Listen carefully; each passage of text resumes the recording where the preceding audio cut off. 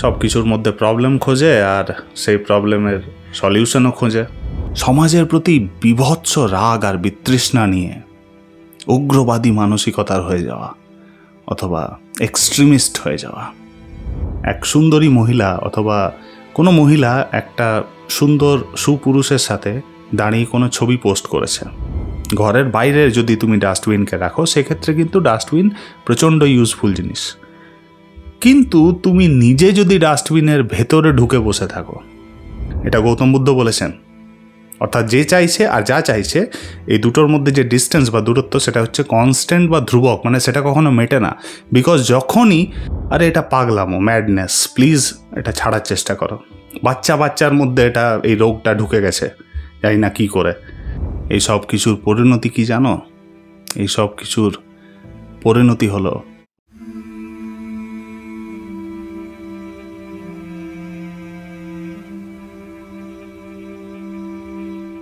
যদি তোমার মনে হচ্ছে যে তুমি কোনো অন্যায় করেছো বা ভুল করেছো অথবা তোমার জন্য কেউ কষ্ট পেয়েছে, আর সেক্ষেত্রে যদি তোমার মনে রিগ্রেট হচ্ছে, তোমার মনে অনুশোচনা বোধ আসছে, পশ্চাতাপ বোধ আসছে, তাহলে বুঝতে হবে যে তুমি খুব ভালো মনের একটা মানুষ এবং তুমি ঠিক পথে আছো। কিন্তু যদি উইদাউট এনি রিজন, অর্থাৎ কোনো কারণ ছাড়া বিনা কারণে তুমি কিছু না কিছু নিয়ে, ছোটোখাটো বিষয় নিয়ে রিগ্রেট করতে থাকো, তোমার মধ্যে অনুশোচনা বোধ আসে, পশ্চাতাপ বোধ আসে, সেক্ষেত্রে কিন্তু তুমি ঠিক রাস্তায় নেই। না, একদমই নয়। জেনে রাখো তুমি মানসিকভাবে অসুস্থ, আর সেই দিন দূরে নেই যেদিন তুমি খুব বড় বিপদে পড়তে চলেছ। আজকে আমাদের আলোচনার বিষয় এটাই যে ঠিক কি কারণে মানুষ ছোটোখাটো বিষয় নিয়ে রিগ্রেট করতে থাকে সারা জীবন জুড়ে, আর থাকবে সম্ভাব্য কিছু সমাধান। শেষ অবধি থাকো, স্টে টিউন।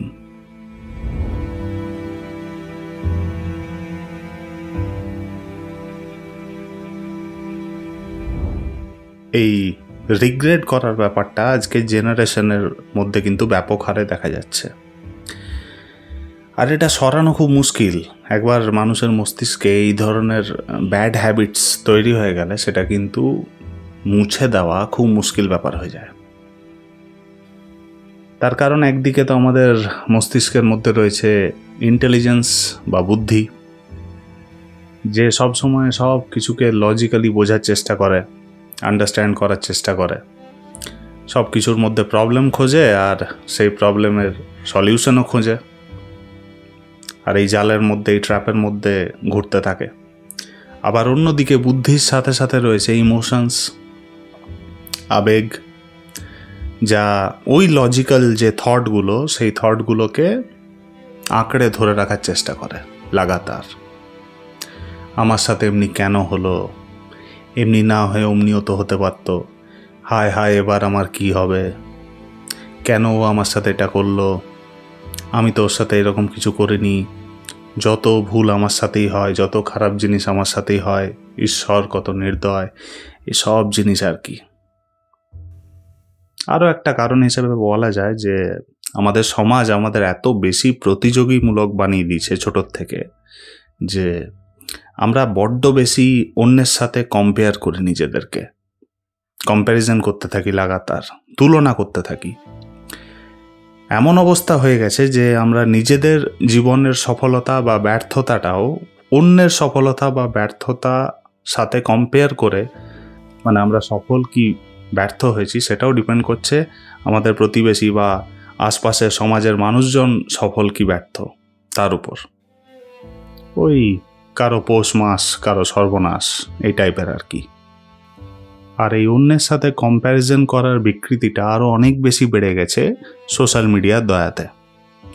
ফেসবুক, ইনস্টাগ্রাম, আরও হাজারটা সোশ্যাল মিডিয়া প্ল্যাটফর্ম রয়েছে, যেখানে যে মুহূর্তে কোনো ব্যক্তি নিজের সাকসেস স্টোরি পোস্ট করবে, ইমিডিয়েট 15টা ব্যক্তি যারা তাকে ফলো করে তাদের মন ভেঙে যাবে, মন ভাঙতে বাধ্য, তাদের মধ্যে রিগ্রেট হবেই, হীনমন্যতা সৃষ্টি হবেই। অন্যের সাকসেস মানুষ দেখতে একদম পারে না আজকের দিনে।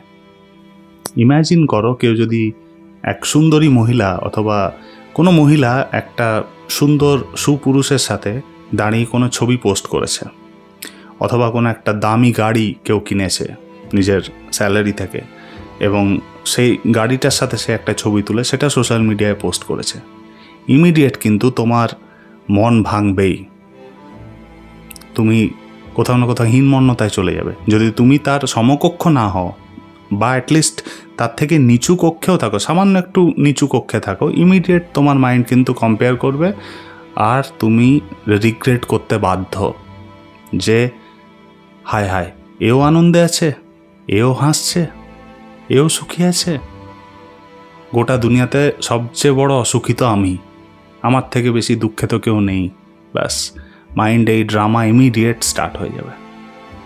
আর পাড়া প্রতিবেশী আর আত্মীয় স্বজনদের টানা, তাদের টিটকিরি তো আছেই, যা এই ধরনের এই যে হীনমন্যতা বা রিগ্রেট হওয়া এর মধ্যে ভস্যে ঘি ঢালার কাজ করে।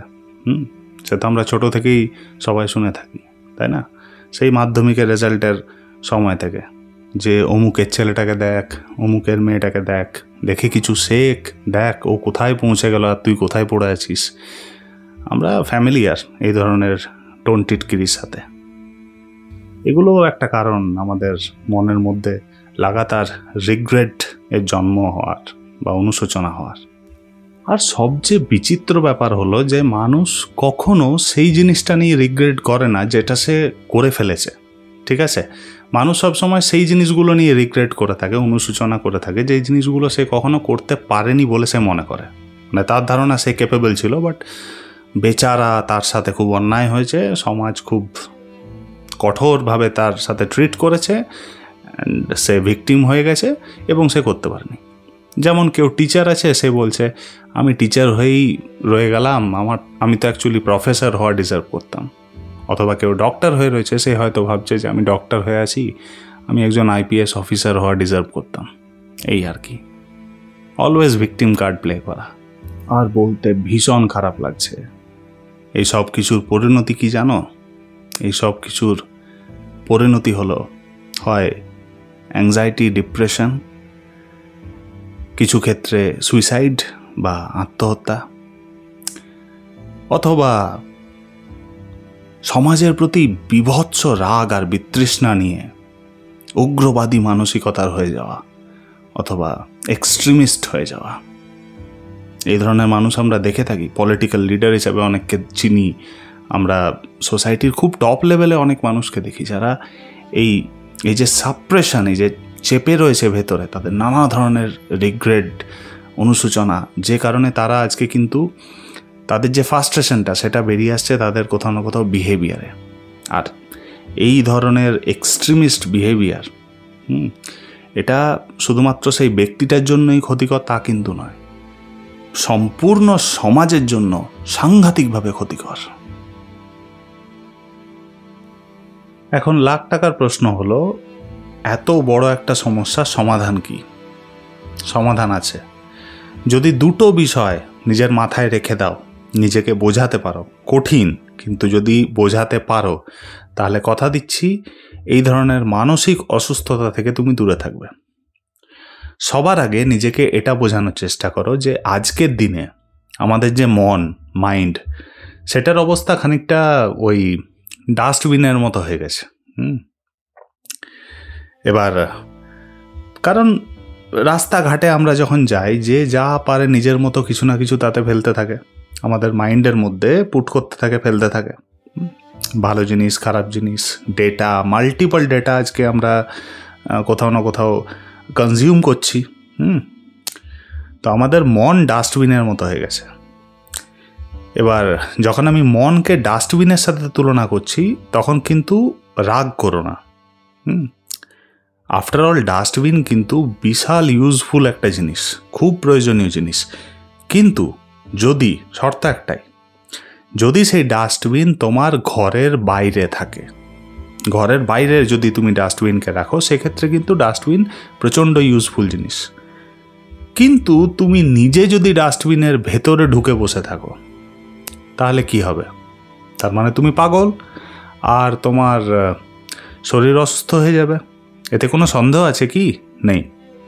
ঠিক একইভাবে ডাস্টবিনের মতো আমাদের মন আর আমাদের চিন্তাও, বুদ্ধি, ইন্টেলিজেন্স, ইমোশনস, এই সব অ্যাসপেক্টগুলোকে নিজেদের থেকে যদি আমরা একটু সেপারেট করতে পারি, প্রয়োজনে একটু ডিটাচ করতে পারি, তাহলে কিন্তু আমরা মানসিকভাবেও সুস্থ থাকব।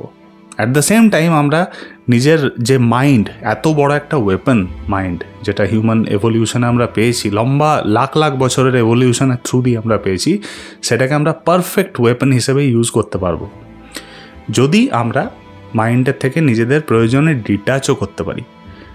ঠিক ডাস্টবিনটা যেমন ঘরের বাইরে রাখা থাকলে আমাদের জন্য ইউজফুল, সেরকম কিন্তু যেমন ডাস্টবিনের ভেতর যদি আমরা ঢুকে বসে থাকি, সেটা যেমন আমাদের শরীরের জন্য হার্মফুল, ক্ষতিকর, ঠিক সেই রকমভাবে আমরা নিজেরা যদি অনবরত লাগাতার আমাদের মন বা মাইন্ডের ভেতরে লাগাতার যে থট প্রসেস চলছে, যে চিন্তা চলছে, সেই চিন্তার সাথে নিজেদেরকে জড়িয়ে রাখি, কন্টিনিউয়াস সারাক্ষণ চিন্তা করতে থাকি, সারাক্ষণ প্রবলেম সলভ করতে থাকি, প্রবলেম নেই তাও সেটা নিয়ে ভাবতে থাকি, যেমন এটা একটা রিগ্রেট করা, কেন আমার সাথে এটা হলো, কি কারণে হলো, আমি কি দোষ করেছিলাম, ওর সাথে কেন হলো না, তার সাথে কেন হলো না, আমার সাথেই সবসময় এরকম হয়। আরে ভাই, এটা পাগলামো। হয়েছে আমি বারবার সব ভিডিওতে এটা বলেছি যে আশপাশের আমাদের যে পরিস্থিতি, সেটা অলওয়েজ আনসার্টেনই থাকবে, সেটা অনিশ্চিত থাকবে। সেটাকে জোর জবরদস্তি কন্ট্রোল করার চেষ্টা করো না, সেটা বোকামো। সো নিজের মাইন্ডের থেকে নিজেকে একটু ডিটাচ করতে শেখো, সুস্থ থাকবে। আর দ্বিতীয় যে বিষয়টা নিজেকে বোঝাতে হবে, সেটা হচ্ছে যে দেখো, আমাদের মনের যে নেচার বা প্রকৃতি, সেটা হচ্ছে বহির্মুখী, আর মনের ইচ্ছার না কোনো শেষ নেই, ঠিক আছে? মনের খিদের কোনো শেষ নেই। সে তুমি পৃথিবীর যত দুর্লভ, যত মূল্যবান বস্তু মনকে দাও না কেন, মনের খিদে মিটনেওয়ালা নয়, মনের ইচ্ছা পূরণ হনেওয়ালা নয়। এই জন্যই তো গৌতম বুদ্ধ বলেছে যে একটা মানুষ যেটা চায়, সেই চাওয়া, সেই বস্তুটা, আর যে চাইছে, সেই দুজনের মধ্যে যে দূরত্ব, সেটা কিন্তু ধ্রুবক, অর্থাৎ কনস্ট্যান্ট। এটা গৌতম বুদ্ধ বলেছেন। অর্থাৎ যে চাইছে আর যা চাইছে, এই দুটোর মধ্যে যে ডিস্টেন্স বা দূরত্ব, সেটা হচ্ছে কনস্ট্যান্ট বা ধ্রুবক, মানে সেটা কখনো মেটে না। বিকজ যখনই তুমি মনে করবে যে ওই জিনিসটা পেলে তুমি হ্যাপি হয়ে যাবে, যে মুহূর্তে ওটা অ্যাচিভ করে নেবে, কোনো একটা টার্গেট বা কোনো একটা লক্ষ্যকে অ্যাচিভ করার বেশ ইমিডিয়েট কিছুদিন পরেই তোমার মনে হবে যে এটা বোর লাগছে, এবার নতুন কিছু ট্রাই করি, আরও নিউ কিছু চাই, সামথিং মোর। এই সামথিং মোর আমাদেরকে লাগাতার আমাদেরকে আলেয়ার পেছনে যেন ছুটে নিয়ে চলেছে, আমরা যেন মরিচিকার পেছনে তাড়া করে চলেছি, এর কোনো শেষ নেই। হ্যাঁ, তো মাইন্ডের ডিজায়ার, মাইন্ডের যে ইচ্ছা, এর কোনো শেষ নেই, এটা বোঝার চেষ্টা করো। এই জন্য গৌতম বুদ্ধ এর সলিউশনটাও কিন্তু দিয়েছেন। তিনি বলেছেন যে তোমার কাছে যা আছে প্লিজ তার দিকে ফোকাস করো, যা নেই সেগুলোর দিকে লাগাতার ধ্যান কেন্দ্রিত করো না। যদি সেরকম করতে থাকো, তাহলে যেগুলো অলরেডি আছে সেগুলো তুমি হারিয়ে ফেলবে, এতে কোনো সন্দেহ নেই। আর লাগাতার অন্যের সাথে নিজেকে কম্পেয়ার করা বন্ধ করো, কম্প্যারিজন করো না, এটা স্টুপিডিটি। বিকজ যার সাথে তুমি কম্পেয়ার করছো, তার জীবন আলাদা, তার জন্ম আলাদা, তার যাত্রা আলাদা। তোমার জীবন আলাদা, তোমার জন্ম যাত্রা সম্পূর্ণ আলাদা। কি করে তুমি তার সাথে কম্পেয়ার করতে পারো? একটা নারকোল গাছ আর একটা আম গাছের মধ্যে থোড়াই কম্প্যারিজন হয়, কে বেটার, হয় না। একটা গোলাপ ফুল আর রজনীগন্ধা ফুলের মধ্যে কি থোড়াই কম্প্যারিজন হয়, কে সুপিরিয়ার, হয় না। প্রত্যেকের নিজের নিজের যাত্রা আছে, তাই না? সো কম্প্যারিজনের মধ্যে থেকো না। আর কম্প্যারিজন আমরা করি বলেই আমাদের এই প্রবলেমটা ফেস করতে হয়, এই রিগ্রেটের মধ্যে, অনুশোচনার মধ্যে, যে ও তো করলো, তাহলে আমি কেন পারলাম না, ওর তো এই জিনিসগুলো আছে, তাহলে আমার কাছে কেন নেই। আরে এটা পাগলামো, ম্যাডনেস। প্লিজ এটা ছাড়ার চেষ্টা করো। বাচ্চার মধ্যে এটা, এই রোগটা ঢুকে গেছে, জানি না কী করে। এটার থেকে নিজেকে ওভারকাম করো। তুমি যথেষ্ট লাকি, দেখো নিজেকে, অবজার্ভ করো চারপাশে। সারাক্ষণ এই দুঃখী আত্মা হয়ে ঘুরে বেরিও না। সোশ্যাল মিডিয়ার পোস্ট দেখবে, সারাদিন এক একটা করে কেউ না কেউ পোস্ট করে দিচ্ছে, আর তুমি পাগলামো শুরু করে দিচ্ছ, আমাকেও এরকম করতে হবে। যতটুকু পেলে জীবন সুস্থভাবে, শান্তিপূর্ণভাবে কেটে যায়, যদি সেই সব জিনিসগুলো তোমাদের কাছে আছে, তো তার জন্য ঈশ্বরকে ধন্যবাদ জানাও। অনেক লোক আছে তাদের কাছে সেটাও নেই যা তোমার কাছে আছে।